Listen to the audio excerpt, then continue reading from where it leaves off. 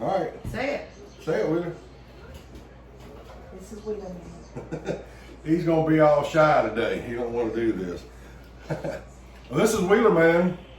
He says, "Welcome back to Family Canning in the Sip."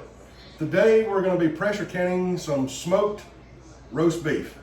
I had about what was about a 10 pound, 15 pounds, somewhere along in there, roast beef. We cut it up in 1 to 2 inch squares this morning, and I put them on the smoker. Actually, we put them on skewers and put them on the smoker, so it'll be easy to take off. Smoked them for about, between an hour and a half and 2 hours, and I used pecan wood. Pecan is an awesome flavor, it's not a strong flavor.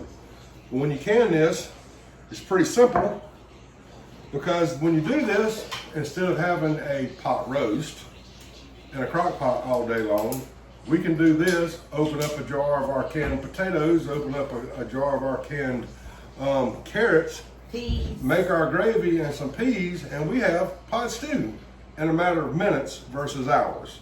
Like I said, and being it smoked, it gives a good flavor. Also, we're using our homemade beef broth that we made just a couple of days ago. I got it on the stove warm. Fixing to get the meat out right now. We're fixing to start jarring everything up.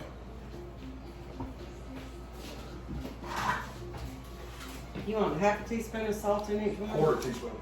Quarter.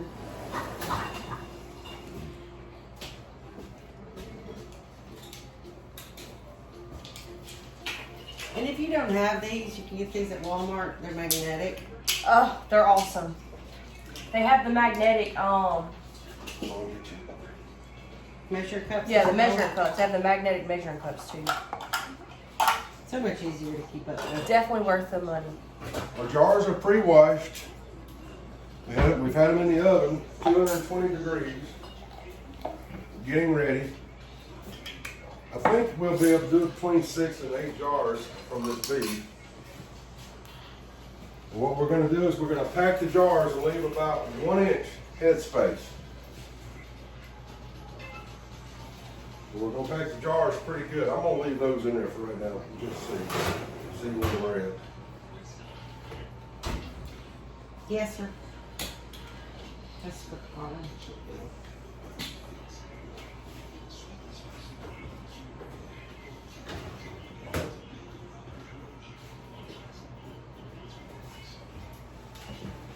And I've been keeping the roast beef in the oven at 175 just to keep it warm. Oh, we're going to good. And just so you can see, let me find a good one.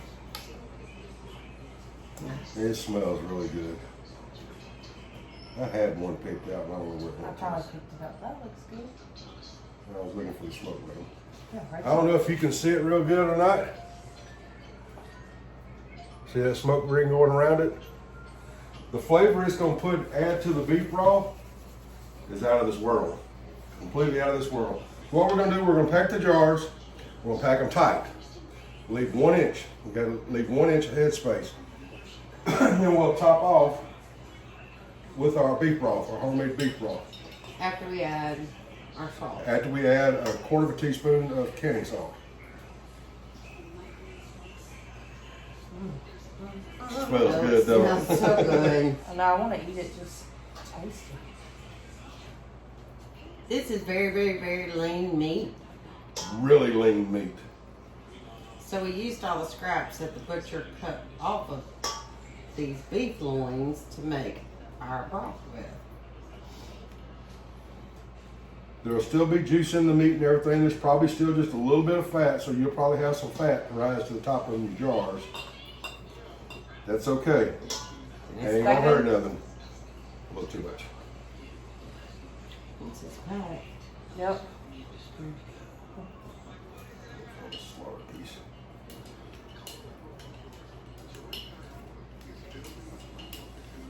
Oh, mine's probably. Oh, y'all, this smells so good. Oh yeah, you can see the juice down in the bottom right there. Smells so good. And come winter time, can open up a jar. Oh gosh, you make Like all beef kinds. pot pie, Beef stew. roast, beef stew. Yeah, all kinds of stuff. We have canned some beef stew this year. We will probably make another batch. So before we started videoing, people asking us to show them how to do all the stuff that we post.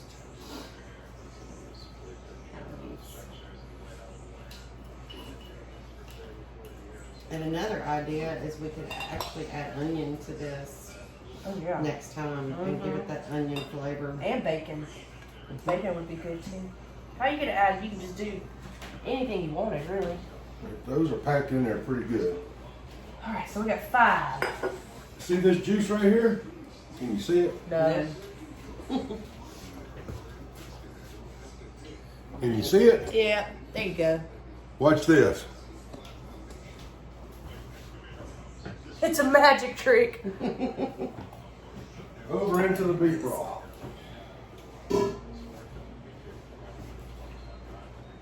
This is regular canning salt.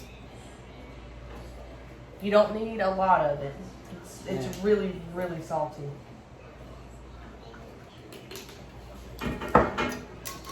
Yeah, just remember you can always salt after you cook whatever you need. Yep. You can always add salt. But you can't take it away. No, you cannot. Well, you can. You gotta put potatoes in it. True.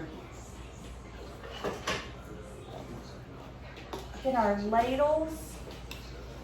You ladle We're it. gonna come up to just the bottom of your funnel there.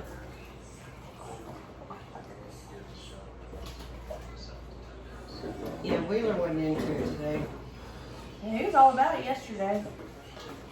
Now with this, we are definitely going to use our tool and get the air bubbles out. Because the meat is, And we forgot something.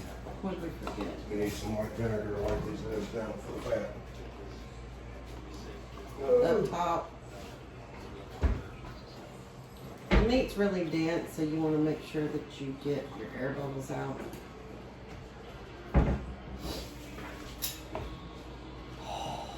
Smells so good. I know it smells good. It gets better and better with the smell as you add stuff to it.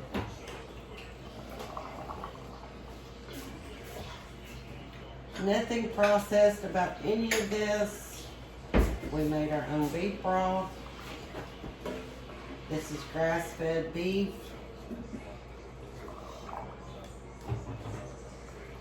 Vinegar to wipe the lids off. So you're not feeding your family any unnecessary. Stuff you don't know what's being put in it. Nope. So you're just gonna slide this tool to the bottom. I don't know if y'all can see the air bubbles releasing as I'm doing this. We got beef on that.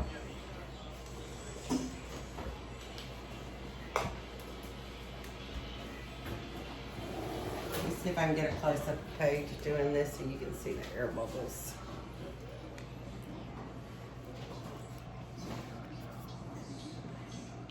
As you notice, as you do it, the juice goes down, so you'll add more. Just a little bit more. So you want to make sure to get those air bubbles out. Yeah, what you need. Slide that jar over. And I'll fix and set this jar, these other 2 jars over here. Okay. So do what you need to do. Just gonna add a little more juice. It's all good, huh? So this is the first time that we've actually videoed us using the pressure canner.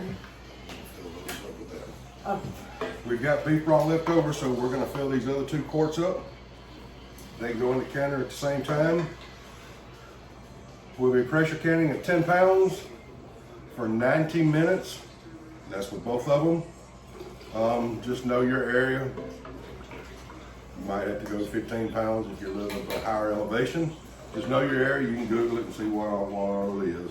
Like I said, for 10 pounds pressure, I'm using our small All-American 921 to can. 2, 3, 4, 5, 6, Is 7. that hot? Nope.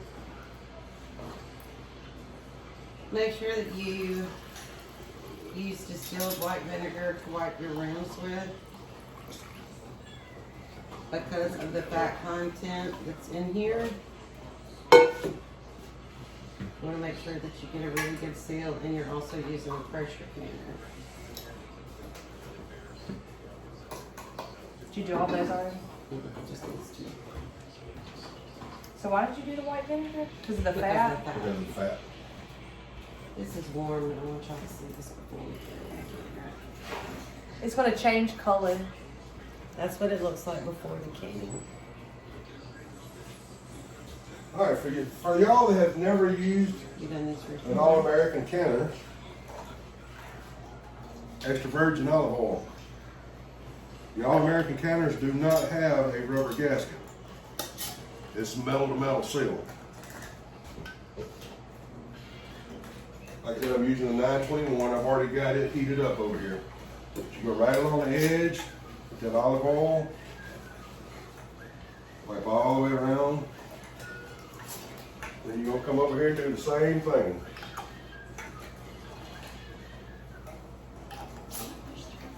This was the scary part when we started teaching Paige how to can.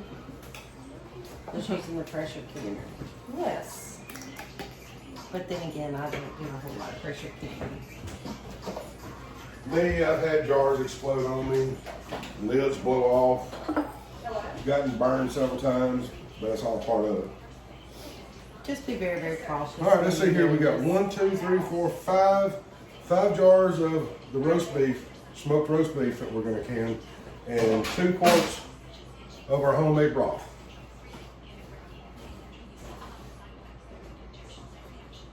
We'll go ahead and bump my heat all the way up to high and start putting it in the canner.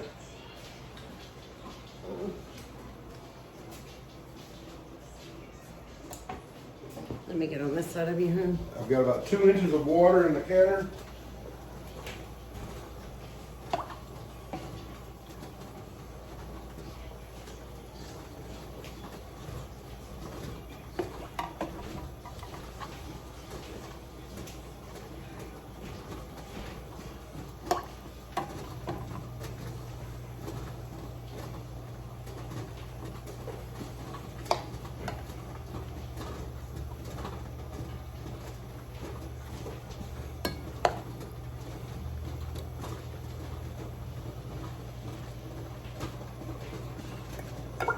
I really can't see what I'm doing. That's that. Well, I got a little too much water in here, so I'm gonna take some out. You hear that bubbling going on over there in that water bath canner? They're gonna be making some rum spice banana jam today. Can you say yum? Yum. Yum. No. That sounds like a commercial. We can't go there now. It's gonna be so good. Oh yeah. Adding liquor to anything is great. And just remember, you always have to taste your wine and liquor and everything before you cook with it, just to make sure it's all right. I'm usually the test taster on that. So if you've never used a pressure canner before, this is how it goes. I try to make sure I'm even all the way around, and then I just barely screw down till they touch, and I work my way around for the exact same thing. And I see I'm a little low back there, so I'm gonna tighten this side down some.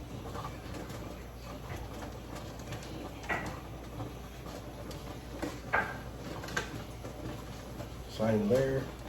I'm gonna tighten this side down a little bit, raise this side up. We're good. I don't over tighten, just a little bit. We're good. We'll wait for this to build up pressure, start shooting steam. Once it starts putting out steam, we'll let it go 10 minutes of steady stream. You want to watch, make sure it is a steady stream to get of the steam to get all the air out of your canner. Once that's done, I'll put the Miller my weight on there, and if you'll notice, I have them all numbered. 'Cause I don't know if they're the same. I don't know if they're all different or not. But I numbered them with a permanent marker. 921, I know that's backwards to you. 925, 941. Those are the three All-American counters we have. I'm using the 921 today. So explain to him again about the pressure buildup. I'm gonna let this, like I said, I'm gonna let this start shooting steam out. Once it starts shooting steam out, I'm gonna time it for 10 minutes to make sure all the air is out of the cannon. Once I've done that for 10 minutes, and it'll actually probably build up a little pressure before I put the weight on there. But once I got a steady stream that's gone 10 minutes, I'll put the weight on. And once I get up to 10 to 11 pounds, the weight will start, you know what it does. It'll start rattling. When it starts rattling, I'm gonna watch it for about 10 or 15 minutes, because I may have to adjust the temperature down because I want to keep it right around 10 to 11 pounds of pressure. And I'm gonna let it go for 90 minutes. Once it's done, I'll take it off the stove and I'll set it off to the side and let it cool down. Once it's cooled down and I can thump the weight and I get no sound coming out of it, I can take it off and remove the lid and start removing my jars out. We're gonna get to that point. I tell you what, when it starts doing the steam, right before it's time to put the weight on, we'll bring you back, let you see what I'm doing. We'll be back shortly. Well, welcome back, everybody. Like I said, I told you I was gonna bring you back once it comes up steam. I don't know if you can actually see the steam or not, but it's actually shooting to about right here. So we're good. And you can see we already got a little bit of pressure built up in there. So I'm fixing to put this on here, and once it gets to 10 pounds, or this jiggles, I let it jiggle twice. When it jiggles the second time, I start my timer. I've already got my timer set for 90 minutes. So I'm gonna put the weight on, 10 pounds, right there. Wait for it to jiggle. When it jiggles the second time, I start my timer, 90 minutes. And it usually takes about, with me being able to take it off the stove, setting it somewhere else, it takes about 30 minutes to cool down. Once it's cooled down, there's no more pressure in it, then I'll pull the lid off. Let it sit about 5 or 10 minutes, and then I'll pull the jars out. We'll be back shortly. Y'all take care. Okay, we have done our pressure cooking. We did it for 90 minutes. Pressure is dropped. Not making any sound other than that. No air. This is hot. I'm used to taking it off with my hand, but I'm gonna tell you, use something. And I always take it off with my hand because I always put it right over here so I got a short place to go so it don't burn me. You married me, of course you're smart. For those of y'all who are interested in our dogs, Willow. That's Willow May. Willow, you sit. She is our Great Dane Mastiff. High five. Good girl. We'll show everybody our puppy dogs. Where's Air gone? Leave me over here. Continue. Okay. So now that I've got everything unscrewed that she didn't show you, I do everything across from each other. Let it drop down, twist the handle, pick up, and I'm gonna pull it away from it. All that steam going out. Always open it away from you. Set it down.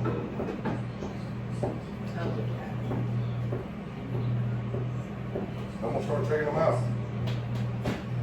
Take the drawer. It's in there.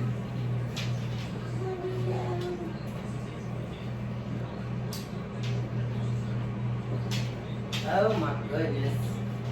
Oh, now you can see the difference in the color. Wow. That's great. Can you smell it? It smells like a roast. God, it smells just like a roast. Some people will put vinegar in their water, a little bit of vinegar in the water. I don't ever do that. Just depends on the type of water you have. in We your wipe area. off the tops.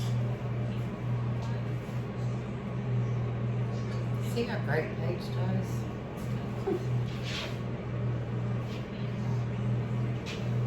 Smell the smoke. Yeah, that's one smells. Smells like roast to me. Just the cell. Oh, it's red, doesn't it? Isn't that crazy? And when you pull this out of your cabinet to make your roast beef, to make your Roast? hot roast, so you add your potatoes and stuff to it. That right there, the broth that's in there, that's what you're gonna want to use for your. Or you can use this for beef tips and gravy. You could make you some open roast beef sandwiches. Beef pot pie. There's your beef broth. That's pretty. Show them the color of that. Or get the next one out. Give them the difference. Because it was so much lighter before we put it in there.